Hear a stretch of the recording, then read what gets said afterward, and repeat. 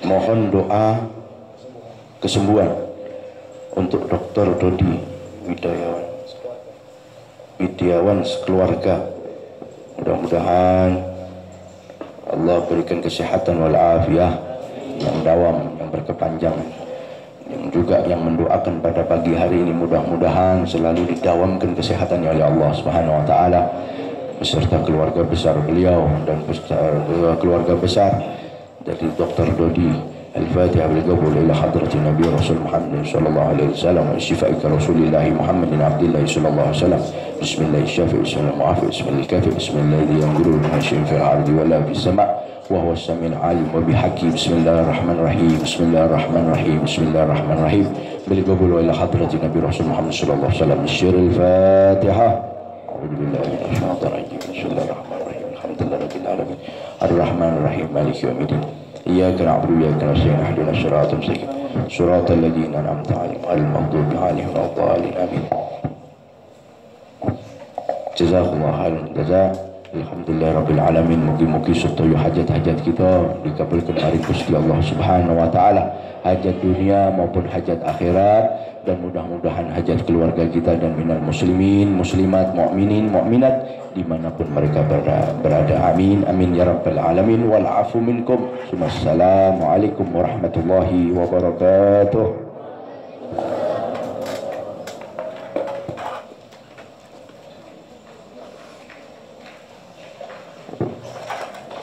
Alhamdulillah rabbil alamin. Allahumma salli wa sallim wa barik wa takarram wa tajawaz ala sayyidina wa habibina wa syafi'ina wa maulana Muhammadin wa ala alihi wa ashabihi wa dhurriyyatihi ajma'in lahum bi ihsanin ila yaumiddin wa rahamna ma'hum wa fihim bi rahmatika ya arhamar rahimin. Ingkang kula hormati panjenenganipun Al Habib Alwi ibn Habib Nuh bin Alwi Al Haddad, mata'an Allah bituli hayatihi ma amin ya rabbal alamin. Ingkang kula hormati pengasuh pesantren Darul Hidayah Abuya Ki Haji Soni Parsono, ingkang kula hormati para asatid Ustaz Mahrus Ali kepala pesantren Banin, Ustazah Munawwarah kepala pesantren Banat, dan juga kepada seluruh waris santri ingkang rawuh, kepada seluruh jamaah para hadirin wal hadirat, dan juga kepada santri-santri pesantren Darul Hidayah yang semoga diberikan ilmu yang manfaat barakah oleh Allah Subhanahu wa taala. Amin ya rabbal alamin.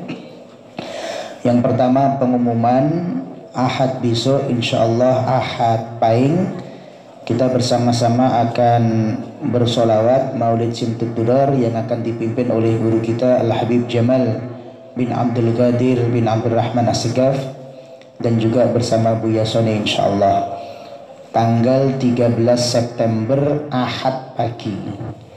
Kemudian untuk malam harinya, jadi sehari ada pengajian 2 kali, pagi harinya di tempat yang sama bersama dengan Habib Jamal rutinan Ahad pagi, malam harinya insyaallah kita diberkahi oleh para kiai-kiai yang ada di Solo. Insyaallah kita akan kerawuhan para kiai dari Jamuro Surakarta. Insyaallah rutinan malam Senin Pon Jamuro Surakarta untuk putaran yang bulan September ini jatuh pada hari Ahad tanggal 13 September malam Senin Pon, bertempat di pesantren Darul Hidayah malam hari. Insyaallah tidak ada pengumuman apapun. Jadi hanya pengumuman ini khusus untuk panjenengan semua untuk dapat menghadirinya. Jadi kita tidak mengundang jamaah dari luar, kita tidak mendatangkan jamaah dari luar, hanya pengumuman ala-ala kita saja, pengumuman di medsos kecil-kecilan, karena memang kondisinya masih semacam ini. Jadi Ahad depan insya Allah kita ada 2 kali pengajian, pagi harinya rutinan bersama Habib Jamal Ahad Pahing, kemudian malam harinya bersama dengan para kiai Jamuro bersolawat Maulid Al-Barzanji malam Senin Pon insyaallah.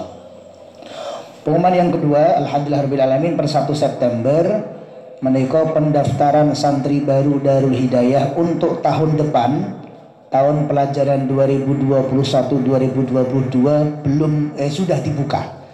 Dan ini belum kami infokan. Nah, maksudnya ngono, sudah dibuka tapi belum kami infokan ke halayak ramai. Sebab selama 1 bulan ini kami mengkhususkan untuk menjaring putra-putri dari para jamaah yang akan kita beri beasiswa khusus. Sehingga ini di radio iklannya belum ada, di medsos iklannya belum ada, khusus saya umumkan di Dawi Buya untuk panjenengan semua yang rawuh jamaah rutin ahad pagi di pesantren Darul Hidayah yang ngersakake putra-putrinya sekolah di Darul Hidayah, nek saged program pesantren, nek saged mungkin ketemu kula, ketemu Ustaz Mahrus, nek program full day sing laju esok mangkat sore balik mboten sempat kepanggih kula, wong kula niku nek ngajar dalu, nek ngajar di program pesantren. Monggo sudah dibuka sampai tanggal 30 September ada potongan langsung cashback sebesar 2 juta rupiah, cashback langsung. Wah, salah daftar ya. Jadi ini hanya berlaku 1 bulan karena dawuhnya Buya khusus untuk menjaring teman-teman yang rutin di pesantren Darul Hidayah. Jadi ini info di radio, belum jenengan mirengke sebab dereng kula izinkan untuk diinfokan. Ke medsos-medsos juga belum diinfokan. Ini dawuhnya Buya khusus mbok menawi enten para jamaah ingkang badhe nyekolahaken putra-putrinipun di Darul Hidayah langsung sampai tanggal 30 September. Mereka untuk SMP nggih sami, untuk SMK nggih sami, untuk MA nggih sami, langsung cashback potongan 2 juta rupiah. Ini kalau nanti setelah September ya belum tahu programnya apa. Yang penting kata Buya ditawarkan dulu kepada teman-teman yang biasa ngaji di ahad pagi di pesantren Darul Hidayah. Jadi ada SMPIT, ada SMK. Kalau SMK khusus untuk mbak-mbak, khusus untuk perempuan-perempuan. Ada program farmasi, ada program keperawatan. Kemudian yang selanjutnya ada MAPK, Madrasah Aliyah, program khusus Darul Hidayah yang setiap tahun insya Allah prestasinya akan semakin menaik dari segi akademis dan juga dari segi non akademis insya Allah. Memang kena santri semangat, nanti nih. Selajengipun para bapak, para ibu ingkang kula hormati, wonten kesempatan enjing menika kaula badhe nglajengaken pembahasan kita tentang manhum ahlus sunnah wal jamaah. Siapa itu yang disebut sebagai ahlus sunnah wal jamaah? Ciri yang berikutnya adalah berdoa kepada Allah, mendoakan orang lain, dan meminta doa kepada para ulama, serta dengan cara yang disunnahkan oleh Rasul Muhammad sallallahu alaihi wasallam. Niku ciri khas ahlus sunnah wal jamaah. 3 hal: berdoa piyambak, mendoakan orang lain, dan meminta doa kepada orang yang kita husnudoni beliau adalah orang soleh, dengan cara, dengan posisi, dengan bentuk yang diajarkan oleh Nabi Muhammad sallallahu alaihi wa ala alihi wasallam. Itu adalah ciri khas ahlus sunnah wal jamaah. Sehingga ahlus sunnah wal jamaah, setiap orang yang punya keinginan maka berdoanya adalah kepada Allah Ta'ala. Sebagaimana firman Allah dalam surat Ghafir, ud'uni astajib lakum. Ud'uni, kalian silahkan berdoa kepadaku. Kalau punya kehendak, berdoalah kepadaku. Kalau punya keinginan, berdoalah kepadaku. Kalau punya sesuatu yang mau kalian wujudkan, berdoalah kepadaku.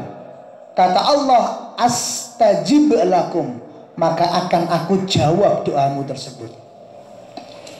Jadi ciri khas Ahlussunnah wal Jamaah tidak meninggalkan ikhtiar. Tidak meninggalkan apa? Ikhtiar. Sehingga dalam konsep membahas tentang takdir, ada itu yang tugasnya manusia, ada itu yang tugasnya Allah Subhanahu wa Ta'ala. Di dunia ini akidah yang menyeleweng ada banyak. Di antaranya secara garis besar yang pertama adalah akidah Mu'tazilah. Akidah apa, Mbak? Mu'tazilah. Akidah Mu'tazilah tidak meyakini adanya kehendak Allah pada ikhtiar manusia. Itu akidah Mu'tazilah, akidah yang menyeleweng. Contoh, Umpama Gus Ari mbalang ini ke Cahyo, mbalang ini ke Cahyo, Cahyo itu yang depan ini ya, tak balang, sakit nggak Cahyo? Masa tak coba ya, biar terbukti. Sakit nggak? Sakit kira-kira ya. Anggone Gus Ari mbalang ini karepe Gus Ari dewi atau kehendaknya Allah? Umpama ada orang mencuri, yang bikin dia mencuri dia sendiri atau Allah? Kalau umpama Allah ikut salah, berarti Allah kan jadi teng pengadilan. Oh, Allah yang berkehendak, kata Mu'tazilah. Gus Ari nggak mengatakan ini benar, kita bahas dulu. Ini kata Mu'tazilah. Sehingga ketika Gus Ari lempar ini ke Cahyo, maka kata Mu'tazilah, ini Gus Ari sendiri yang lempar, Allah tidak berperan. Ini akidah yang sesat dan menyesatkan, yang mengatakan apa-apa adalah bentuk tanggung jawab manusia, sehingga Allah Ta'ala tidak berperan apapun, Allah Ta'ala tidak berkehendak apapun. Ini akidah yang sesat dan menyesatkan. Yang kedua, ada akidah namanya Jabariyah. Akidah apa mas? Jabariyah. Jabariyah menekankan anggonipun Gus Ari mbalang niki mboten Gus Ari. Sebab konsepnya adalah tidak ada daya, tidak ada kekuatan kecuali atas izin Allah. Berarti yang mengizinkan Gus Ari bisa mbalang begini Allah atau bukan? Allah. Yang memberi kekuatan kepada Gus Ari untuk mbalang Allah atau bukan? Allah. Yang memberikan keinginan kepada Gus Ari untuk bisa melempar botol ini kepada Cahyo Allah atau bukan Allah? Allah. Sehingga kalau mau menyalahkan, salahkan Allah. Akidah ini muncul di balik pembunuhan Sayyidina Ali bin Abi Thalib karramallahu wajhahu radhiyallahu anhu wa ardhah. Sehingga teman-teman semua, Sayyidina Abu Bakar selamat dari fitnah. Kenapa? Karena beliau meninggalnya tidak dengan cara dibunuh. Khalifah yang kedua namanya siapa, Mbak? Khalifah siapa? Sayyidina Umar bin Al-Khattab. Beliau meninggal dalam posisi dibunuh, tapi masih aman dari fitnah. Kenapa? Karena beliau dibunuh oleh orang yang kafir. Jelas orang kafir, orang seneng karo Sayyidina Umar, wajar. Tapi masuk di zamannya Sayyidina Utsman bin Affan radhiyallahu taala anhu ardhah, beliau sudah mulai masuk ke zaman fitnah di ketika itu. Sebab apa? Sebab beliau wafat dalam posisi dibunuh, dan yang bunuh dengan kalimat tauhid la ilaha illallah Muhammad Rasulullah. Yang bunuh karo mengucap kalimat tauhid, yang bunuh orang Islam. Puncaknya sampai di zaman Sayyidina Ali bin Abi Thalib, beliau dibunuh, yang bunuh juga orang Islam. Akhirnya ketika diadili, orang ini kemudian alasan, loh saya ini kan hanya gerak ke pisau kepada dadanya, kepada punggungnya Sayyidina Ali. Kira-kira yang memberikan saya kekuatan untuk gerak ke pisau itu siapa? Allah. Yang mengizinkan agar pisau ini sampai kepada punggungnya Sayyidina Ali, kemudian Sayyidina Ali bisa mati dengan sebab pisau itu, Allah atau bukan Allah? Allah. Kalau Allah nggak mengizinkan itu terjadi, kira-kira terjadi nggak? Nggak terjadi. Oh, berarti kalau mau menyalahkan, jangan menyalahkan saya yang bunuh Ali, salahkan Allah. Maka ini akidah yang sesat dan menyesatkan. Maka ahlu sunnah wal jamaah berjalan di tengah-tengah antara akidah yang terlalu ke kanan, akidah Mu'tazilah, dan akidah yang terlalu ke kiri, akidah Jabariyah. Yaitu ahlu sunnah wal jamaah menekankan tanggung jawab berada pada diri manusia. Tirukan Gus Ari. Tanggung jawab berada pada diri manusia. Kekuasaan dan hasil berada pada zat Allah yang mulia. Jelas teman-teman semua? Jauh di lubuk hati kita yang paling dalam, ketika kita melempar, kita yakini ya Allah, ini yang memberikan tenaga adalah panjenengan. Jauh di lubuk hati kita yang paling dalam, panjenengan rawuh di tempat ini, yang memberikan kekuatan, memberikan kesadaran, mentakdirkan itu adalah Allah. jauh di lubuk hati kita yang paling dalam harus ada kesadaran seperti itu. Tapi ikhtiar dan tanggung jawab merupakan tanggung jawab masing-masing manusia. Ikhtiar, tanggung jawab, konsekuensi terhadap hal itu merupakan tanggung jawabnya manusia. Cahyo misalnya dulu, setiap bersolat dzikir 33 kali. Dzikir bukan subhanallah 33, hamdalah 33, bukan. Tapi dzikir ya Allah, aku pengen duwe bojo sesuk sing solehah, ayu tur sugih. Akhirnya digawa dzikir setiap ba'da salat. Solehah ayu sugih, solehah ayu sugih, solehah ayu sugih, solehah. 33 kali. Makanya nyuwun ijazah beliau mulai. Dzikir solehah ayu sugih, solehah ayu sugih, solehah ayu sugih. Diwaca ping 33 kali.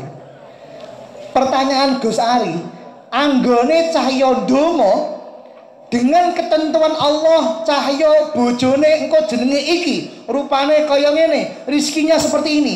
Doa dengan ketentuan dari doa lebih dulu mana sebenarnya? Panjenengan semua minta ya Allah, saya minta rizki yang barokah, manfaat bla bla bla bla. Panjenengan saged donga dengan ketentuan hasil dari doa lebih dulu mana sebenarnya? Lebih dulu ketentuan dari doa. Terus ngopo jenengan donga? Ayo, terus ngapa dengan dungo? Kenapa? Karena doa adalah tugasnya manusia. Karena doa adalah tugasnya Allah yang berfirman, ud'uni, doalah kepadaku. Dafa, nanti di akhirat surga atau neraka, sudah ada catatannya belum? Sudah ada. Lalu kenapa Mas Dafa sholat? Sholat adalah tugas manusia.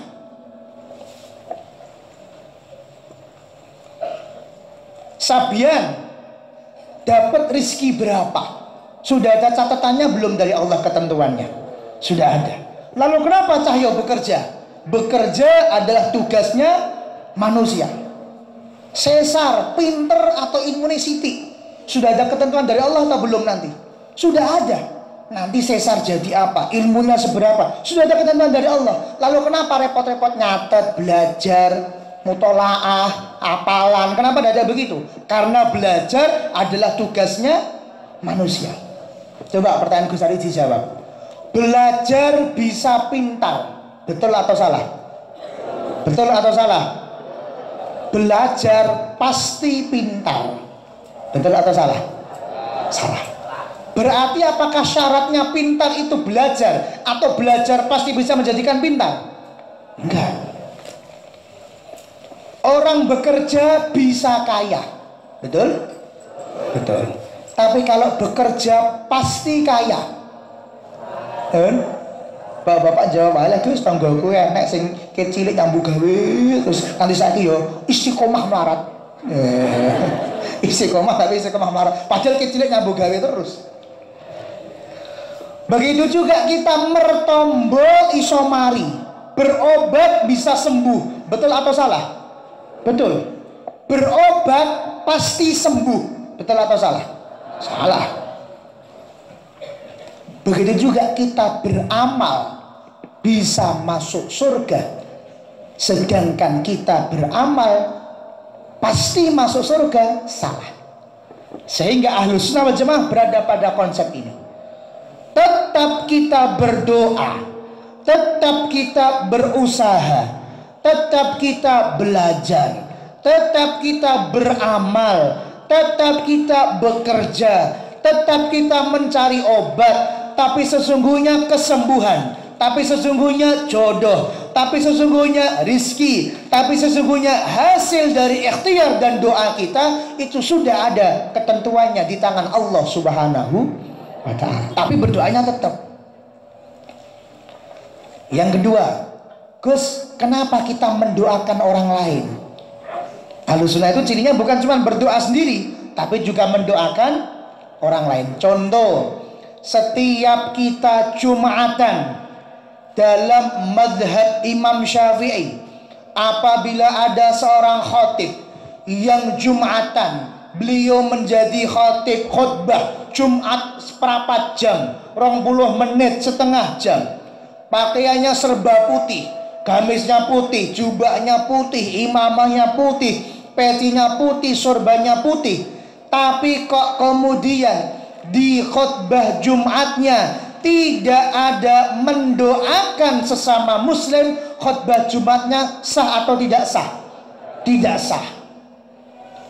Bahkan agenda raya kita setiap minggunya, yaitu hari Jumat, kita diwajibkan oleh syariat untuk peduli kepada muslim yang lainnya. Maka di khutbah Jumat, di khutbah yang kedua, wajib untuk panjenengan sebagai khotib berdoa kepada orang muslim yang lain dengan doa yang berhubungan dengan kemaslahatan akhirat. Dunganipun yang paling masyhur, Allahumma ghfir lil muslimina wal muslimat wal mu'minina wal mu'minat al ahya'i minhum wal amwat. Sebab dawuhnya Nabi Muhammad sallallahu alaihi wa ala alihi wa sahbihi wasallam, doaul muslim li akhihil muslim al-mughayyib, doanya satu orang muslim kepada orang muslim yang lain yang tidak hadir pada tempat itu. Artinya muslim yang didoakan tidak tahu bahwa dia didoakan oleh saudaranya. Kita anak-anak santri yang ada di sini mendoakan orang tua yang ada di rumah. Orang tua yang ada di rumah mendoakan anaknya yang ada di pesantren. Anak yang ada di Solo mendoakan orang tuanya yang ada di luar kota. Orang tuanya yang ada di luar kota mendoakan anaknya yang lagi merantau. Guru mendoakan santrinya yang sudah lulus atau bahkan yang baru mau masuk. Sedangkan santri walaupun berada ribuan kilometer dari pesantrennya tetap mendoakan gurunya. Kawan dengan kawan yang lain, saudara dengan saudara yang lain. Maka kata Nabi Muhammad SAW, orang yang mendoakan saudaranya yang lain tanpa saudaranya tahu bahwa dia sedang mendoakan mereka, maka malaikat yang ada pada sisi orang tersebut akan mengatakan, walaka bimisl, Pak, mugo-mugo jenengan pikantuk kaya napa sing jenengan dongaaken. Misal Habib Alwi muga-muga ndongake kula. Muga-muga ndongake kula. Misal Habib Alwi ndonga ngeten dumateng kula. Ya Allah, Ahmad Rifai niku jenengan paringi mobil anyar ya Allah. Misale. Malaikat yang ada pada sisi beliau, pada si Habib Alwi mengatakan, walaka bimisl Habib, mugi-mugi jenengan yo entuk mobil anyar kaya sing jenengan dongake teng Ahmad Rifai. Bar niku ndonga mleh, ya Allah Ahmad Rifai jenengan kei omah ya Allah. Habib yang ada malaikat di sebelah beliau, malaikatnya ngomong, walaka bimisl Habib, muga-muga panjenengan yo entuk omah anyar kaya sing jenengan dongake teng Ahmad Rifai. Habib kok kemudian ndonga, ya Allah Ahmad Rifai muga jenengan kei bojo sing salehah. Habib kok ora penak. Malaikat itu ngomong, walaka bimisl Habib, muga-muga jenengan yo entuk. Entuk nopo nih? Entuk bojo yang bojo jenengan saiki salehah semua. Kan begitu doanya. Bisa dipahami, Ji? Bisa dipahami? Kita mendoakan kepada saudara kita. Kita mendoakan kepada orang yang berada jauh dari kita. Kita mendoakan orang lain, itu bukan kita kok rugi. Ini bukan karakter ahlu sunnah. Karakter benci, karakter mendoakan keburukan, karakter mendoakan kecelakaan, karakter mendoakan hal-hal yang buruk kepada saudara, terutama sesama muslim, bukan karakter ahlu sunnah wal jamaah. Karakter aswaja adalah selalu mendoakan yang baik kepada orang lain. Kenapa? Karena efeknya kembali ke kita. Maka menawi kula ndelok napa dunia para habaib, terutama yang ada pada guru-guru kami yang ada di Pasar Kliwon, itu setiap apapun yang beliau katakan isine donga kabeh. Ono bocah kok belinge ora umum. Belinge ora umum, jan beling tenan. Wis ora nek cara Jawa ya udute bapake dicolong. Tapi nek Darul Hidayah ora mungkin, wong Darul Hidayah anake sak bapake sak mbae, insyaallah ora nek sing udut kabeh. Amin. Bapake udut wah aku kesindir iki wis ben. Salahe rene iki. Wong temen iki niki udut haramun, udut rono, lungosik kecuali Habib dan Kiai yang rawuh. Nah, kecuali Habib dan Kiai yang rawuh boleh, tapi kalau wali santri haram, santri haram kuadrat. Nah, santri haram kuadrat. Kalau nek ngei ijazah sanad sampai rokok, ijazah sanad tak ambil lagi. Wis ben aku ya ngono apa iki. Oke. Kemudian ana pelem teng grandul dipeloroti kabeh peleme. Wah niku lek wis kurang beli napa niku. Belinge ora umum. Niku nek cara Jawa kan dijewel, dinapakno. Tapi nek para Habib lihat ketika melihat yik kecil, anak putra-putri beliau kemudian masih kecil, kemudian beling, gelut dan lain sebagainya, maka beliau yuk karo jewer, kata Allah yafat. Jewer tapi kalau ngucapin apa? Allah yafat, bukan jewer tenang. Tapi isinya adalah doa. Allah yafat, Allah yahdi. Kata niku nek pun ketem anyel. Anyel, tapi yang keluar dari lisan orang tua adalah doa. Allah yahfad, semoga Allah menjaga kamu. Allah yahdi, semoga Allah ngai hidayah kaya kowe. Kita wong Jawa ya kemudian tiru. Enek bocah kei 9.000 entek. Kei 5.000 entek. Kei 10.000 entek. Sesuk digawani 50.000, iki kok jujul 40.000. Ternyata dintekke kabeh sedina 50.000. Jenengan karo jewer karo dongake walah bocah kok boros muga-muga sesuk dadi menteri keuangan. Ngoten mawon. Ana bocah kok gelut, wae nganti wong tuwa diceluk teng pondok iki bocah anak jenengan gelut meneh, anak jenengan gelut meneh. Ya gurune karo jewer, wong tuane karo jewer, muga-muga sesuk dadi menteri pertahanan wis jago gelut. Rasane angel nggih. Ana bocah kok dikon-kon moh geleme ngakon, muga-muga sesuk dadi presiden, ngoten mawon. Jewer tetap jewer loh ya. Geblok bokong tetap geblok bokong. Tapi doa yang keluar dari lisan harus doa-doa yang baik. Nah, maka kita berpesan kepada para ustadz, kepada orang tua yang rawuh, ayo budaya mendoakan kebaikan ini terus. Karena kita nggak tahu doa kapan, doa di mana, doa dalam situasi apa yang kebetulan didengar oleh Allah, yang itu kemudian dikabulkan oleh Allah. Kita nggak tahu. Bisa jadi ketika kita tahajud nangis-nangis bukan itu doa yang didengar oleh Allah, tapi ketika kita marah itu doa yang didengar Allah. Lah nek ngoten napa kula jenengan mboten cilaka misale nek nesu dungane elek. Dilala pas niku sing dikabulkan Gusti Allah. Maka Ahlus Sunnah wal Jamaah gemar mendoakan. Ngucap sak ngucap sing sae. Ngomong sak ngomong sing sae. Jenengan ngendikan sak ngendikan sing sae. Maka prinsip dari hidayah adalah menolak dan menjauhi para ustadz, para dai, siapapun itu namanya, yang dalam ceramahnya, yang di atas panggung gemar untuk mengucapkan sesuatu yang buruk. Ini prinsip dari hidayah.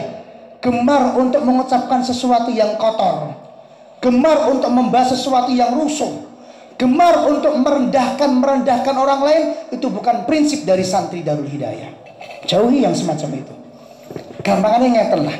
Bapak ibu gandeng putra putri untuk rawuh teng pengajian. Kira-kira harapan jenengan nek ndonga ngeten apa mboten? Ya Allah, kula pengen anak kula padha karo Kiai Fulan. Ngoten mboten Pak Bu jenengan nek ndonga? Ngoten. Ya Allah, kula niat nggawa anak kula niki muga-muga akhlake, ilmune, prilakune padha karo Habib Fulan. Sami kalih Kiai Fulan, sami kalih Ustaz Fulan. Itu yang kita doa. Lalu bagaimana jika ada orang-orang yang di atas panggung didengarkan oleh halayak ramai, didengarkan oleh anak-anak muda, didengarkan oleh para sepuh, didengarkan oleh anak-anak siswa-siswi kita, santri-santri kita, kemudian di atas panggung membahasnya hal yang kotor dengan sesuatu yang misuh, dengan rusuh. Ini bukan ajaran dari guru-guru kita. Beliau begitu biarkan. Tapi kita punya prinsip, tapi kita punya teori, idolakan. Jadikan pegangan, jadikan pedoman, gondeli sarung. Siapa? Sarungnya para kiai, sarungnya para habaib yang betul-betul mengajarkan kebaikan. Ngendikane sae, perilakunya sae, syariatnya sae, akhlaknya sae. Banyak. Di antara beliau-beliau itu yang kemudian kita tempelkan fotonya di Darul Hidayah, itulah idola-idola kita. Ngendikan saya wis ora usah melu-melu politik, timbang mumet sing siji ngene, sing siji ngene, sing siji ngene. Alah. Ana sing ae, ana sing nopo, lah ora usah melu-melu Darul Hidayah. Pun politik kersane dibahas oleh politikus. Kita nek bahas politik teng TV politik, teng koran politik, teng radio politik, lha kok pengajian politik. Bosen ngrungokke politik nggih. Ki sakniki niku TV Covid sakniki zamane. Koran corona, radio Covid, lha kok pengajian isih bahas Covid pun bosen. Kita butuh sesuatu yang menenteramkan hati kita. Kita butuh sesuatu yang marake hati kita nyes. Maka jangan kotori majlis-majlis maulid, jangan kotori majlis-majlis ratib, jangan kotori majlis-majlis qasidah, jangan kotori majlis-majlis khol dan manakib dengan hal-hal yang membuat hati kita kotor, dengan hal-hal yang membuat hati kita betul-betul terdapat karatnya. Bisa dipahami kan teman-teman santri terutama? Salah. Yang ketiga, ciri khas Ahlus Sunnah wal Jamaah adalah gemar minta doa kepada orang soleh. Berdoa, mendoakan dan minta doa kepada orang soleh. Manusia termulia di dunia, siapa namanya Mbak? Manusia termulia di dunia sepanjang zaman, siapa namanya Mbak? Nabi Muhammad Sallallahu Alaihi Wasallam. Manusia termulia kedua, siapa namanya? Siapa namanya? Khalifah yang pertama, siapa namanya? Sayyiduna Abu Bakar As-Siddiq. Manusia yang termulia selanjutnya siapa namanya? Khalifah Sayyidina Umar Ibn Al-Khattab. Lihat, baginda Nabi Muhammad Sallallahu Alaihi Wasallam memerintahkan kepada Sayyidina Abu Bakar dan juga kepada Sayyidina Umar, idhabah, kalian berdua pergilah ilal Yaman, pergilah ke negeri Yaman. Sekarang saja dari Mekah menuju ke Yaman itu kalau naik mobil 24 jam. Itu tiang-tiang Hadramut lho pas teng mriku nate ditawani umroh dan haji saking Yaman, orang nganggo kuota sebab mangkate kok Yaman. Jadi nek jenengan pengen haji langsung mangkat, jenengan mampir teng Yaman iki. Jadi teng mriku sinau ra ketang 2 minggu 3 minggu, dan niku kemudian nganggo visa pelajar. Iku kathah rincang-rincang sing begitu. Non kuota dari naminipun. Ini nek dimintai pertanggungjawaban pemerintah nggih mboten, sebab ini kan hanya untuk khusus santri-santri yang ada di sana sebenarnya. Jadi mboten naik pesawat tapi naik bis sareng-sareng 24 jam ternyata. 24 jam sehari semalam. Niku nek numpak bis, dan apa meneh zaman dhewe dereng enten mobil, dereng enten bis, sangat lama. Kira-kira menurut jenengan Abu Bakar manusia yang paling mulia setelah Nabi Muhammad. Umar manusia yang termulia berikutnya setelah Abu Bakar, didhawuhi oleh Nabi Muhammad untuk ke Yaman, kira-kira diken napa, Pak? Nek cara kula wah iki mesti kon dakwah iki. Wong sing diterjunkan langsung Abu Bakar. Yang diterjunkan langsung Sayyidina Umar. Iki mesti anu ki dikon dakwah ki. Yaman ki perlu kekuatan Islam. Abu Bakar karo Umar kon dakwah. Ngoten. Ngoten. Ternyata apa kata Nabi Muhammad SAW? Utluba Uwais Al-Qarni. Di Yaman carilah seseorang bernama Uwais Al-Qarni. Namanya siapa Mas? Uwais Al-Qarni. Namanya siapa Mbak? Sayyidina Uwais Al-Qarni. Wahai Nabi Muhammad, apa yang harus saya lakukan ketika bertemu dengan Uwais Al-Qarni? Maka Nabi Muhammad kemudian mengatakan, minta doa sama beliau. Oh. Yang merintah siapa? Yang merintah siapa? Nabi Muhammad. Sang paling mulia atau kurang mulia Nabi Muhammad itu? Paling mulia. Yang disuruh Abu Bakar sangat mulia atau mulia biasa? Sangat mulia. Yang diminta yang kedua Umar bin Khattab, sangat mulia atau mulia biasa? Yang nyuruh orang yang paling mulia, menyuruh kepada sahabatnya yang paling mulia, 2 orang Abu Bakar dan Umar, untuk tindak ke Yaman yang jaraknya ratusan kilometer, bukan untuk dakwah, bukan untuk sekedar ngajari, enggak, tapi Nabi Muhammad mengajarkan minta doa sama orang yang ada di sana, namanya Uwais Al-Qarni. Uwais Al-Qarni hidup sezaman dengan Nabi, tapi belum pernah berjumpa dengan Nabi Muhammad SAW. Sehingga beliau dalam dunia syariat tidak disebut sebagai sahabat. Kemarin sudah kita terangkan, sahabat adalah orang yang Islam, mati dalam keadaan iman, dan ketika hidupnya pernah berjumpa dengan Nabi Muhammad SAW. Namanya sahabat. Tapi kalau di bawahnya, yaitu namanya tabi'in, orang yang hidup pernah berjumpa dengan sahabat, namanya tabi'in. Sehingga Uwais Al-Qarni kedudukannya adalah tabi'in. Beliau belum pernah berjumpa dengan Nabi Muhammad, tapi sudah iman dengan Nabi Muhammad. Beliau tabi'in. Sahabat sama tabi'in, kira-kira lebih mulia mana? Apalagi Abu Bakar, sahabat yang paling mulia. Itu pun kata Nabi Muhammad, ayo, jangan mikir Abu Bakar ini orang yang paling mulia. Jangan mikir Umar bin Khattab orang yang paling mulia. Jangan mikir kedudukan siapa orang yang kamu mintai doa. Tugas kamu, saya perintahkan, saya arahkan untuk minta doa kepada Uwais Al-Qarni, orang Islam yang ada di Yaman, orang soleh yang ada di Yaman. Lalu kenapa orang-orang akhir zaman ini, ketika kita sowan kepada para habaib, kita minta doa, Habib, tolong saya didoakan. Lalu kenapa orang-orang akhir zaman ini ketika ada tetangganya yang sowan kepada kiai dengan permintaan kiai, tolong saya didoakan, kemudian diarani, loh syirik, dungo teng Gusti Allah. Oh, syirik, aja lengan yang Habib karo kiai, dungo teng Gusti Allah. Padahal yang ngajari minta doa siapa? Nabi Muhammad. Kira-kira Nabi Muhammad tahu ilmu syirik apa enggak? Lebih tahu mana karo Mas Samidi mau? Lebih tahu kanjeng Nabi Muhammad. Dan kanjeng Nabi Muhammad perintah minta doa kepada Uwais Al-Qarni yang ada di Yaman. Nabi Muhammad mengajarkan kita minta doa. Nabi Muhammad mengajarkan kita minta apa? Minta doa.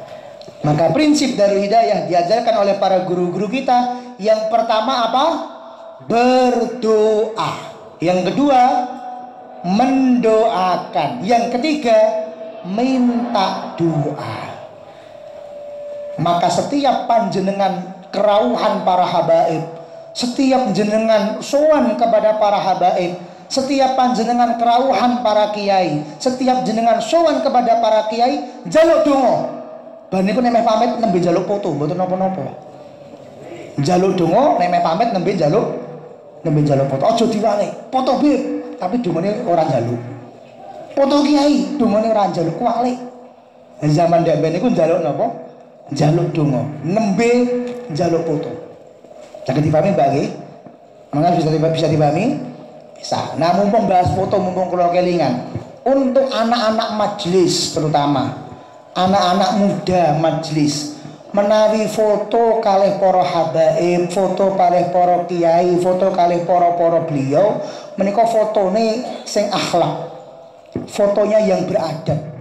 Beberapa kalau tingali wonten Facebook, wonten Instagram dan lain-lain, foto dengan para habaib nyuwun pangapunten, tangane gandeng Habib. Jadi ada Habib dirangkul karo dhek. Ku sapa nek Habib kok ngrangkul Habib? Ku sapa nek kiai kok kiai mbok rangkul. Misalnya maaf foto kalih kiai sing kecil misalnya. Kemudian awakmu awake gede kemudian mbok rangkul kiai ini. Wale. Maka Sanidari diajarkan kalau foto bersama dengan beliau lihat dulu. Kalau kira-kira beliau meminta kita untuk berfoto ekspresif, meminta kita untuk berfoto senyum, ya senyum dengan tangan yang rapi. Tapi kalau enggak, foto standarnya foto tangannya disedekatkan ke bawah, agak di bawah pusar sedikit, kemudian dengan menunduk melihat ke kamera sedikit dengan senyum. Yo tak contohnya kok.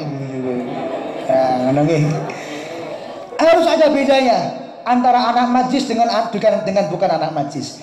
Kita mengajarkan akhlak, kita mengajarkan adab, kita mengajarkan tata krama, kita mengajarkan sopan santun. Maka jangan sampai yang di jaketnya tertulis Majlis Al-Hidayah, jangan sampai yang di jaketnya tertulis Majlis Ahbabul Mustafa, jangan sampai yang di jaketnya tertulis Syekh Hermania, jangan sampai yang di pecinya ada logo Nahdlatul Ulama, jangan sampai yang di sarungnya ada tulisan Darul Hidayah, jangan sampai anak majlis justru dilihat oleh orang, loh anak majelis kok tidak beradab. Akhirnya yang jadi kena logo yang jenengan pakai. Akhirnya yang jadi dielek-elek wong seragam yang jenengan pakai. Akhirnya yang dielek-elek wong organisasi yang jenengan pakai seragamnya. Akhirnya jadi katut elek.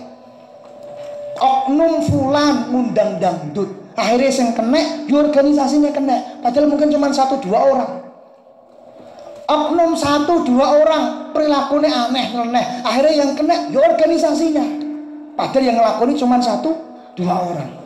Maka dawuhnya Buya, cara menjaga aswaja, cara menjaga Nahdlatul Ulama, cara menjaga tulisan 1030 ciri khas Haddad, cara menjaga Al-Hidayah, cara menjaga Ahbabul Mustafa, cara menjaga Syekh Hermania dan organisasi apapun yang panjenengan cintai adalah kenakan seragamnya dengan bangga, kenakan bajunya dengan senang, kenakan jaketnya dengan penuh rasa cinta, tapi perilakunya harus dengan perilaku sesuai dengan akhlak para salafun saleh. Bisa dipahami teman-teman gini? Bisa. Nah, sehingga ciri khas Ahlus Sunnah wal Jamaah adalah berdoa, kemudian mendoakan dan minta didoakan. Oke, berdoa, mendoakan dan minta doa. Saja poin yang kedua. Berdoa, mendoakan dan minta didoakan dengan cara yang disyariatkan oleh Nabi Muhammad sallallahu alaihi wasallam. Contoh, Gus Ari pernah ngaos ngisi di sebuah daerah. Barampung ceramah diminta doa sama panitia. Gus, mengke nyuwun tulung panjenengan ingkang mimpin donga. Siap. Kula dongake. Duwowo. Soale ketek amplope kandel tak dongake duwowo. Insyaallah. Nah, amplope tipis wis kan robana atina tok rampung ngoten nggih. Nah, amplope kandel tak dongake duwowo. Guyon-guyon Alhamdulillah. Lah kok barang kurang lirik jamake do ngeten mawon.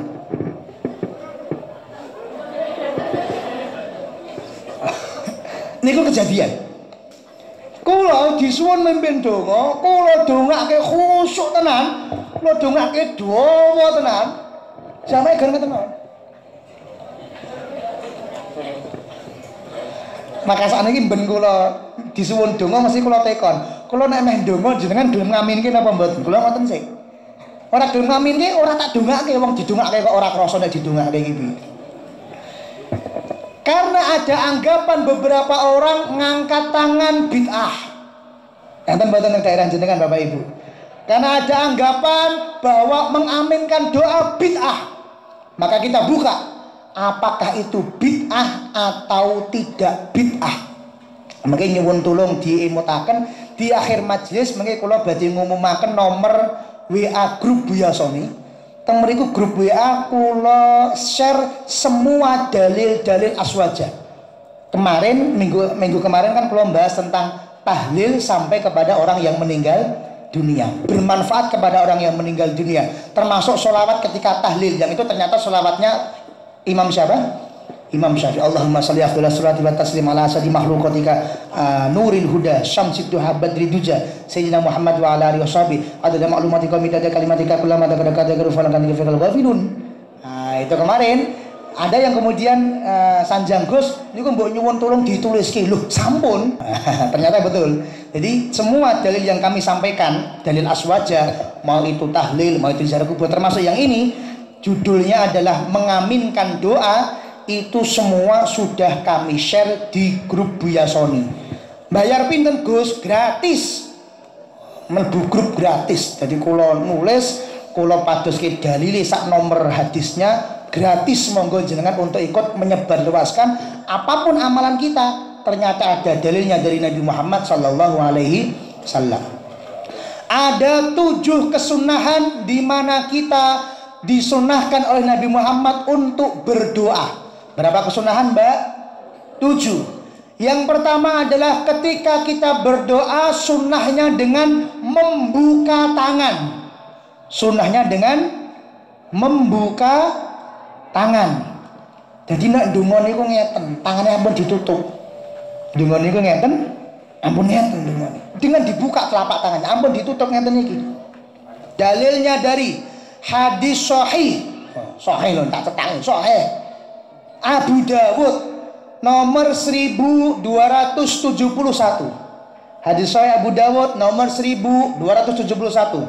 An Malik bin Yasar, dari Malik bin Yasar radhiyallahu anhu, anna Rasulullah sallallahu alaihi wasallam qala, bahwa Nabi Muhammad bersabda, idza sa'altumullah, ketika panjenengan berdoa kepada Allah, minta kepada Allah, fas'aluhu, maka berdoalah bibutuni ukufikum, dengan menggunakan bagian batin dari telapak tangan kalian.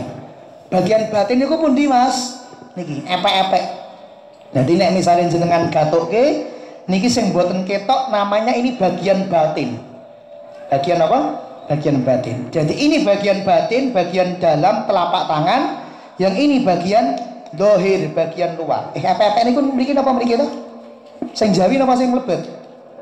Sing lembut epek-epek leres nggih. Dadi nek cara Jawa naminipun epek-epek, telapak tangan. Sehingga dawuhnya Kanjeng Nabi Muhammad, idza sa'altumullah fas'aluhu bi butuni ukufikum. Ketika panjenengan berdoa kepada Allah, fas'aluh, berdoalah bi butuni ukufikum, dengan menggunakan bagian batin dari kedua telapak tangan kalian, bagian dalam. Jadi susu sing bid'ah niku mboten ngeten. Sing bid'ah niku sing tangane ngeten nek ndonga niku bid'ah. Sebab bid'ah adalah ma khalafas sunnah. Bid'ah adalah sesuatu yang menyalahi perintah Nabi.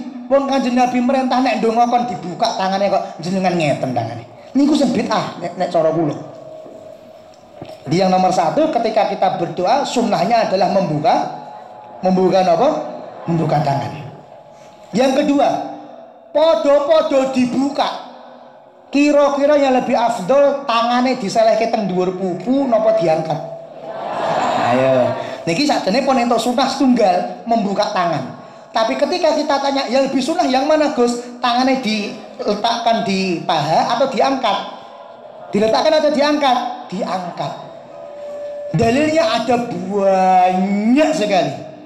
Di antaranya hadis riwayat Imam Abu Dawud nomor 1488 dan riwayat Imam Tirmidzi nomor 3556.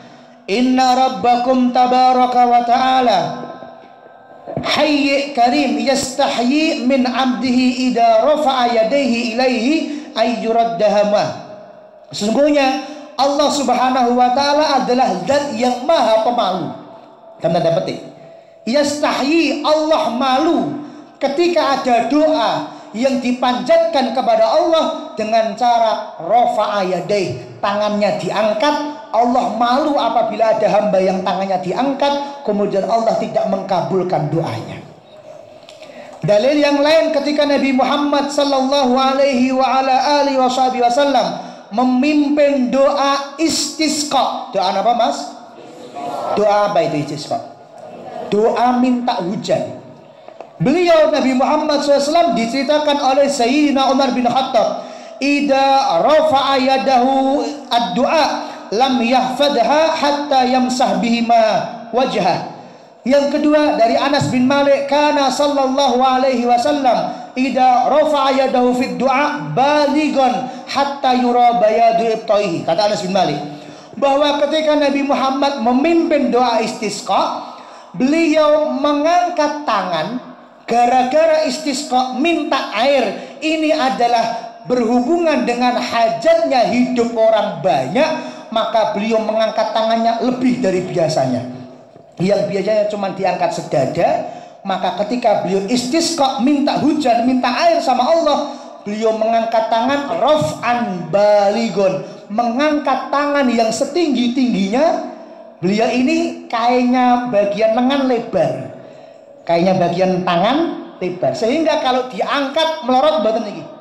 Melorot, sehingga saking tingginya kain bajunya melorot. Kata Anas bin Malik ketika itu, hatta yura bayadu ibtaihi, sampai ketiak beliau yang putih terlihat. Redaksi sini ngagem kata-kata bayadu ibtaihi, putih ketiak beliau. Ini merupakan ilmu bagi kita bahwa Kanjeng Nabi Muhammad niku sempurna, sak sempurna-sempurnane. Wajahnya putih, bukan cuma wajahnya putih, lehernya ya putih, bahkan sak ketiak beliau putih. Beda kalau mbak-mbak saiki. Ketake raine putih, bareng didelok gulune belang. Tekan kene putih, gulune ireng. Wong leh keleke ireng napa putih? Alah ireng padha wae. Wah, wajah putih Gus, tapi keleke ya tetep ireng nek kelas panjenengan. Tapi nek Kanjeng Nabi mboten, putihnya sempurna. Sekujur tubuhnya Nabi Muhammad tidak ada sesuatu yang bisa dicela, sempurna. Sempurna. Maka teman-teman semua, ketika teman-teman berdoa, usahakan dari awal sampai akhir tangannya dibuka, yang nomor 2 diangkat. Kecuali para sepuh, para bapak ibu ingkang misale ndelalah dongane dawa. Kaya contoh donga Maulid niku lak dongane dawa. Misale donga sing tudulur. Walamma nadmal fikum min dalal syafil muhammadiyyati uquda tawajjuh pertama ingat semangat. Tawajjuh ila Allah mutawassilan bi sayyidi wa habibi Muhammad sallallahu alaihi wasallam. Napa doa berjanji? Allahumma ya basital yadaini bil atiyah ya man jada fi barang sak menit medun. Men tafarrada bil baqa wal kita masih plek ya. Mboten napa-napa nek pegel nggih. Tapi yang paling sunnah kalau bisa dari awal tangannya diangkat. Sunnah Nabi Muhammad. Baleni yang nomor 1 tangannya dibuka, kok diangkat. Nomor 1 tangannya dibuka, nomor 2 tangannya diangkat. Nomor 3 sami-sami tangannya dibuka dan diangkat. Lebih afdol mana? Antara tangannya disatukan kados ngeten, napa tangannya dipisah kados ngeten? Ayo. Tangannya disatukan kados ngeten, napa dipisah disatukan kados ngeten, napa dipisah kados ngeten? Lebih utama yang mana? Dalam keadaan umum lebih sunnah tangannya disatukan. Ayo global ini. Dalam keadaan umum tangannya lebih sunnah disatukan. Berarti gimana tangannya Mbak? Baik, begini. Jadi dibuka, kemudian diangkat seperut atau sedada, kemudian dengan kepala yang menunduk, kemudian tangannya disatukan. Hadisnya dari Imam Tabrani nomor 5226. Kana sallallahu alaihi wasallam idza da'a dhumma kaffaihi. Ketika Nabi Muhammad berdoa, dhumma kaffaihi, beliau menyatukan kedua telapak tangannya. Ngeten iki. Yang kedua dari dawuh dari guru kita Majmu' Kalamil Habib Idrus bin Umar Al-Habsyi halaman 437, wa kana ba'dus salafis saleh, para kiai kita, para habaib kita, para masyayikh kita, para guru-guru kita sejak zaman salaf, yanha man ra'ahu mufarraqan baina kaffaihi inda raf'ihima. Beliau sok terkadang negur apabila ada jamaah atau ada santri beliau sing nek ndonga tangannya dipisah. Ditegur, "Mas, disatukan tangannya." "Mbak, disatukan tangannya." "Pak, tangannya disatukan." Jadi itu merupakan salah satu cara dari para guru-guru kita bahwa tangan itu yang paling sunnah, tangannya dibuka, tangannya diangkat, kemudian tangannya disatukan. Kecuali dalam keadaan tertentu. Apa itu? Misal dalam keadaan mimpin majelis yang ada di panggung. Mimpin majelis yang ada di panggung. Kira-kira jamaah kita niku mudeng bahasa Arab napa mboten mudeng bahasa Arab? Paham bahasa Arab napa mboten paham bahasa Arab? Mboten paham bahasa Arab, dereng paham bahasa Arab. Terus panjenengan saged bedakan mboten iki donga iki mboten donga? Saged bedakan mboten? Mboten. Maka caranya jamaah untuk membedakan mana yang doa, mana yang bukan adalah delok habibnya. Gampang. Jadi mas-mas mbak-mbak kalau mau tahu ini doa atau bukannya, lihat habibnya. Ketika habibnya ngeten berarti ini adalah doa. Ketika mboten ngeten ya mboten doa, selesai. Misalnya qasidah nopo, qasidah Ibnu Hasan misalnya qad kafani. Qad kafani ilmu rabbi min su'ali wa tiyari. Mungkin aku dugi bait hajatan fin nafsi ya rab faqdiha ya radadi hajatan fin nafsi ya Rabb, hajat kula teng awak kula faqdiha ya khaira qadi, tulung jenengan kabulaken ya Allah. Kita orang awam kan mboten saged bedake, maka gampang mawon. Oh nek Habibe pas angkat tangan melu angkat tangan. Ayo gampang toh. Habibe mboten angkat tangan, mboten angkat tangan. Contoh pas qiyam, ya Nabi asraqal kaunu btiyaja biwujuh. Kata niku bukan doa. Mungkin nek pun dugi Rabbi faghfirli dunubi, angkat tangan mboten Habibnya. Angkat tangan, melu angkat tangan. Maka untuk yang berposisi di panggung dalam tanda petik mengajarkan kepada santri, mengarahkan kepada jamaah, niki lho Pak, niki sing donga, niki sing boten donga, maka justru bagi yang ada di panggung sunahnya angkat tangannya dipisah dan diangkat agak tinggi. Sebab nopo? Kersane sing wingging ketinggal. Sakitipun pahami nggih Bapak Ibu.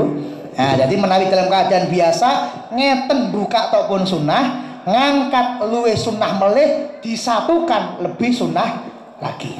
Mengke kemudian kalau berposisi sebagai pemimpin majelis yang panjenengan mungkin punya majelis di rumah, punya majelis di kampung, panjenengan kok dalam posisi mimpin, lebih sunnah dipisah dan agak diangkat sedikit biar jamaah yang belakang tahu, oh iki wayahe ndonga. Bal ini nomor 1 sunnah untuk membuka tangan, nomor 2 sunnah untuk mengangkat tangan, nomor 3 sunnah untuk menyatukan tangan, nomor 4 bagi jamaah, bagi makmum sunnah untuk mengaminkan doa. Nomor 4 sunnah untuk mengaminkan doa. Bahkan mengaminkan doa ini ada di dalam Al-Quran. Suratnya surat Yunus ayat nomor 88 dan 89. Di surat Yunus ayat 88 Allah menceritakan waqala Musa. Suatu ketika Nabi Musa pernah berdoa kepada Allah Ta'ala, Rabbana innaka ataita fir'auna wa malahu zinatan wa amwalan fil hayatid dunya. Ya Allah, panjenengan sampun paring teng Fir'aun komplit harta benda jenengan paringi, jabatan jenengan paringi, kekuasaan jenengan paringi. Bahkan teng kitab Shawi Syarahipun Jalalain, Imam Asyawi kemudian memberikan keterangan umurnya Fir'aun 600 tahun. Berapa mbak umurnya? 600 tahun. Beliau menjadi raja Mesir selama 400 tahun. Dari mulai usia 0 sampai 600 tahun tidak pernah sakit. Jadi orang enek ceritane Fir'aun kok baru mulai pengajian kudanan terus mulai keroan. Nah ini kulek kulon jenengan nggih. Bar pengajian kudanan mulai keroan. Tapi nek Fir'aun keroan mboten nate, mencret mboten nate, pilek mboten nate. Sehat wal afiat. Sampai di puncak kekuasaannya dia mengatakan faqala ana rabbukumul a'la. Oh, berarti ini aku ngene iki wis dudu makhluk. Wis dudu menungso berarti. Berarti ini aku ngene iki adalah wis dadi Tuhan, maka kowe kabeh nyembah ning aku yo. Ngoten Fir'aun. Sampai di puncak kesombongannya ngaku jadi Tuhan. Akhirnya Nabi Musa ndonga, ya Allah, mugi-mugi jenengan hancurkan Fir'aun sak bala tentarane. Kula baleni sing ndonga sinten ndek wau? Sing ndonga sinten? Nabi Musa di ayat 88. Langsung disambung oleh Allah di ayat yang 89, enggak ada jedanya. Langsung bar Nabi Musa ndonga langsung dijawab oleh Allah di ayat 89. Qala Allah berfirman, qad ujibat da'watukuma. Temen-temen wis diijabah dongamu wong loro. Nah, ibu fa'ilnya apa? Da'watu kuma. Kuma itu berarti apa? Mufrad, tasniyah atau jamak? Tasniyah. Padahal yang donga berapa orang tadi? Yang doa 1 orang, tapi Allah berfirman, doa kalian berdua saya ijabah. Siapa yang berdoa? Buka kitab tafsir Imam Tobari, tafsir nomor 1 seluruh dunia. Beliau mengatakan kana Musa yad'u. Bener, Nabi Musa sing ndonga, tapi ternyata di belakang Nabi Musa wa Harun yu'ammin. Nabi Harun di belakang Nabi Musa yondere angkat tangan mengaminkan doanya. Dari sini berarti kita ambil kesimpulan bahwa berarti yang dikabulkan doanya hanya yang mimpin doa atau termasuk jamaahnya? Hanya yang mimpin doa atau termasuk yang mengaminkan? Nah, yang mengaminkan. Makanya podo-podo milih Pak, kula milih jadi jamaah timbang sing mimpin donga. Oh sing mimpin donga niku kesel. Nek keliru diisin-isin karo santri ini. Kan ngoten lho. Gus Ari maca donga kok keliru kan diisin-isin karo santri ini. Donga ora ikhlas sebab riya, apik-apik iki donga. Bismillahirrahmanirrahim. Allahumma sholli ala sayyidina Muhammad. Oh tak fase-fase iki kok ngarep santri kok. Donga riya, donga gaya, donga nek salah diisin-isin. Donga kadang kesel niku nek donga sing tudura, donga barzani kok dawane ora umum, donga kesel. Niku daripada bapak ibu sing lenden teng cagaan karo ngantuk, karo senderan, karo slonjor. Amin. Amin. Niku ternyata dawuh Gusti Allah qad ujibat da'watukuma. Sing donga kesel karo sing ngaminke karo lendet-lendet padha kali Gusti Allah. Ngoten nggih. Ternyata lu tidak jadi jamaah ternyata nggih. Disambung dengan hadis Nabi Muhammad sahih rawahul Imam Al-Hakim dalam kitab Mustadrak ala Sahihain. Apa kata Nabi Muhammad SAW? La yastami'u malaun. Tidak mungkin sekelompok orang berkumpul. Fayad'u ba'duhum, yang satu memimpin doa, wa yu'amminul ba'du, yang lainnya mengaminkan doa. Kula didhawuhi mimpin doa, nganti kesel. Sing santai-santai amin ya Allah, amin ya Allah, amin amin amin. Ngoten niku. Yang satu memimpin doa, yang lainnya mengaminkan doa. Illa ajabahumullah. Illa angin ajabang ijabai sinten Allah Gusti Allah hum ing sekabehane wong sing ndonga kuwi mau. Jadi maf'ul bihnya bukan cuma Gus Ari saja yang berdoa. Yang dikabulkan Allah bukan cuma Habib saja. Yang dikabulkan Allah bukan cuma yang dipanggung saja, enggak. Tapi kata Nabi Muhammad ajabahumullah, semuanya dikabulkan oleh Allah. Maka ciri ahlu sunnah seneng kumpul, seneng donga bareng. Seneng napa? Seneng kumpul, seneng donga bareng. Tentu nek ngumpul enten maamane mboten. Ayo nek kumpul enten maamane mboten. Enten walaupun cuma roti setunggal-setunggal nggih. Sebenarnya enten maamane. Itu ahlu sunnah seneng kumpul, seneng maem bareng, seneng donga bareng. Sebab kita enggak tahu kok gek aku nek donga dhewe ora dikabulno. Akhirnya kumpul teng majelis Yasin, donga bareng. Kabeh sing nderek katut kabeh. Kabeh ahli kubure sing nderek teng mriku katut kabeh. Penak. Melu majelis Maulid Ahad pagi teng pondok, penak sebab sing donga siji liyane gor ngamin-ngaminke katut dikabulkan kan Gusti enak sekali. Nomor 1 membuka tangan, nomor 2 mengangkat tangan, nomor 3 menyatukan tangan, nomor 4 mengaminkan doa. Nomor 5 nek pun rampung anggenipun donga tangane diusapkan ke wajah. Oh niki dikira lak ora nek dalile. Ternyata wayah ngusapke ngoten niku mawon. Hal-hal yang kita anggap sepele, hal-hal yang kita anggap iki kiai iki dalile saka ndi ora enak iki mesti ngompo bandonga kok ada diusapkan. Ternyata kata Nabi Muhammad sallallahu alaihi wasallam, hadisnya sahih Imam Abu Dawud dan Imam Tirmidzi, faida faragta famsah bihima wajhak. Apabila jenengan rampung anggenipun donga, usapkan tangan kepada wajah kalian. Faida faragta, apabila kamu telah selesai berdoa, famsah, maka usapkanlah bihima, dengan kedua telapak tanganmu, wajah kalian. Nah, ajaran al-sunnah termasuk dikiaskan oleh para ulama. Kita nek donga sunnahe adalah untuk mengusap wajah nek rampung. Maka ketika kita selesai sholat niku isine napa? Isine donga. Di dalam sholat kita ngomong iyyaka na'budu wa iyyaka nasta'in ihdinas siratal mustaqim siratal ladzina an'amta 'alaihim ghairil maghdubi 'alaihim waladdallin. Barang waladdallin itu ngucap napa? Loh, amin ternyata diajari tentang sholat. Dalil amin. Dan itu kita duduk di antara dua sujud ngucap napa? Rabbi ghfirli warhamni wajburni warfa'ni warzuqni wahdini wa'afini wa'afu anni. Isine donga to. Maka setelah kita selesai sholat, assalamualaikum warahmatullah, assalamualaikum warahmatullah, maka tangan kita juga sunnah untuk diusapkan kepada wajah. Ini dalilipun kias, kecuali pas kunut.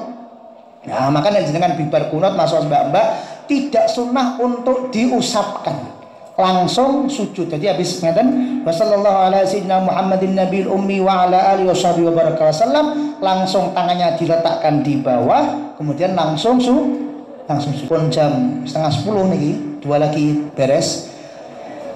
Yang keenam adalah mengawali dan mengakhiri dengan lafaz pujian kepada Allah Ta'ala. Global ini mengawali dan mengakhiri dengan pujian kepada Allah Subhanahu wa Ta'ala. Gampangannya mengucap hamdalah. Sebab nopo? Sebab kita diajari kali syariat nek meh ndonga ngrayu riyin. Sampai kali mas-mas mbak-mbak engko nek misale pulang, bapak ibu misale paring sangu teng pondok sesasi 100.000 misale. Yang ora mungkin sesasi 100.000 punjul mesti punjul, ora mungkin kok 100.000 mesti punjul. Lah umpama nek 100.000. Akhirnya kemudian pas payah pulangan pengen diundakne jadi 200.000 misalnya. Ini pun apa mas-mas mbak-mbak langsung bapaknya kundur keng nyambut damel, pulang dari kerja langsung Pak soalnya pondok 200.000 nggih sangune. Ngoten mboten? Mboten. Bapaknya pas pulang dari kerja, anu Pak lenggah mriki riyin, kula pijeti Pak. Iya, pijeti saya Pak. Iya. Pundi sing kesel sing pundi Pak, kula pijeti Pak. Pijeti. Anu kopi napa susu Pak? Kopi napa susu ya? Anu kopi susu wae. Oh iya nggih Pak. Kopi susu damel nggih. Pak wis batin iki kok ngene mesti menjaluk iki ya. Bapak niku pun pirsa. Dikira bapak orang ngerti modele anake apa piye, ngerpersa bapak niku nggih. Iki kok siap-siap dijaluk apa iki ngoten nggih. Begitu pun nyaman, pun penak nembe matur, Pak. Niku rencang kula niku jajane niku sosis loro bendina niku.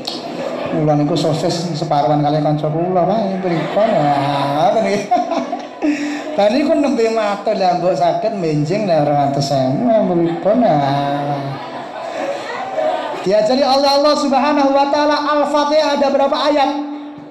7 ayat. Ayat pertama doa atau bukan doa? Bukan doa dong. Apa ayat pertama?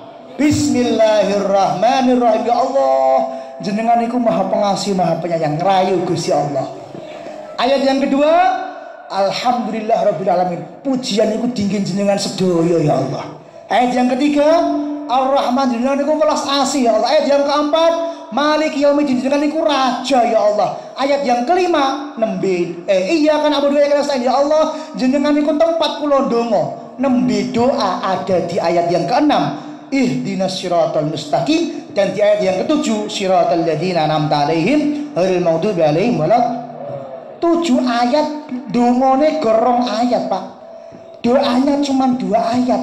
1, 2, 3, 4, 5 diisi dengan pujian kepada Allah. Maka jenengan cek 5 menit terakhir. Maka jenengan cek doa yang paling indah, doa yang paling baik, doa yang paling tinggi kedudukannya adalah justru isinya bukan permintaan. Doa yang paling baik justru isinya bukan permintaan. Sama seperti Habib Haddad, beliau mengajarkan kita, qad kafani ilmu rabbi min su'ali wa ikhtiyari, bukan doa, cuman wadul itu ya Allah, jenengan niku pirsa ya Allah, kula niki melarat, kula niku nang duit, mboten njaluk ya Allah, tapi nggih jenengan kan pirsa ya Allah. Niki mboten njaluk ya Allah, niki tapi jenengan pirsa, qad kafani, jenengan cukup kagem kula ya Allah pun. Pokok kula mboten njaluk ya Allah, tapi kan jenengan pirsa ya Allah. Ngoten mawon dongane. Doa Nabi Adam ketika beliau makan buah khuldi, tobat kepada Allah, apa doanya? Rabbana dhalamna anfusana wa illam taghfir lana wa tarhamna lanakunanna minal khasirin. Tidak ada doanya, hanya wadul teng Allah. Rabbana dhalamna anfusana, ya Allah kula niki bareng nglakoni kesalahan, wa illam taghfir lana, nek jenengan boten ngapura kula, wa tarhamna, jenengan boten merahmati kula, la tarhamna lanakunanna minal khasirin, kula mesti termasuk wong sing bangkrut, wong sing rugi ya Allah. Mboten ndonga, wadul teng Gusti Allah. Doanya Nabi Yunus ketika dimakan oleh ikan nun, apa doa beliau? La ilaha illa anta subhanaka inni kuntu Tidak ada doanya, ya Allah jenengan iku pangeran, jenengan iku Tuhan, tidak ada Tuhan selainmu, sesungguhnya saya adalah orang-orang yang dolim. Tidak ada doa. Doanya Nabi Ibrahim ketika beliau dibakar, apa doa beliau? Apa doa beliau? Hasbunallah wa ni'mal wakil, ni'mal maula wa ni'man nasir. Ya Allah jenengan cukup kagem kula. Doa Nabi Muhammad diajarkan kepada kita sebagai sayyidul istighfar. Bagaimana doanya?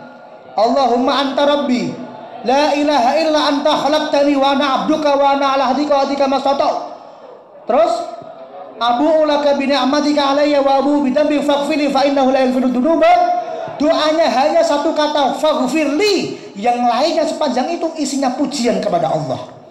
Maka kita diajarkan oleh para kiai kita ini.